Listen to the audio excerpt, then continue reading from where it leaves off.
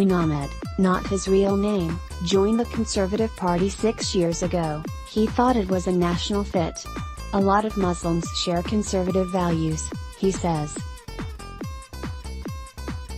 I stood to be a councillor and there was talk of me going onto the party lists to become an MP.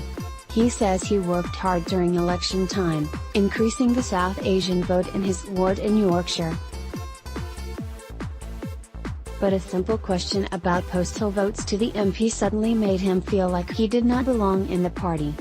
I just asked a question, he says. In no way did I insinuate that I was going to do anything silly or illegal regarding postal votes. But his response was, "This is the UK, sunshine." It was really patronizing. Would he have said that to someone not of color? He was inferring that I wasn't British. He then overheard other members talking disparagingly about another candidate of Pakistani heritage in a different ward. Not long after, he heard another party member say the only good Muslims are Ahmadiyya Muslims. That's like saying the only good Christians are the Coptics, he says.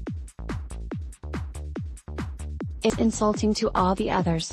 While he was not directly racially abused by other party members, seeing Islamophobic comments on local party Facebook groups was common, he says. It wasn't a nice experience in the party. Those in the right of the party, you felt a sense of being looked down upon, they were patronizing you. The whispers weren't nice at all.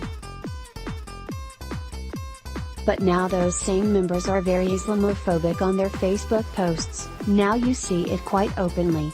A party member in the West Midlands says he made a complaint to the Conservatives' regional headquarters, after an older councillor made a racist remark during the meeting. It was totally brushed under the carpet, they didn't want to know, he says.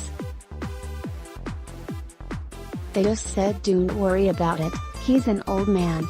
It makes me feel like we are back in the days of Enoch Powell. Tory party member in the West Midlands. He contacted the Muslim Council of Britain after seeing other complaints about Islamophobia in the party.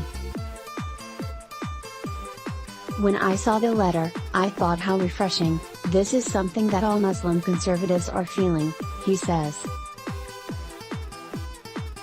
Only Muslims can feel Islamophobia and only black and ethnic people can feel racism. If you are not black or Asian, you are not going to feel it. But they say to you it's nothing, it's you're reading too much into it. But I can feel it, it's how people look at you when you go to pray, or when you are fasting. It's in how people talk to you. When no action was taken over the member who used racist terminology, it made him feel like he was on the outside, he says.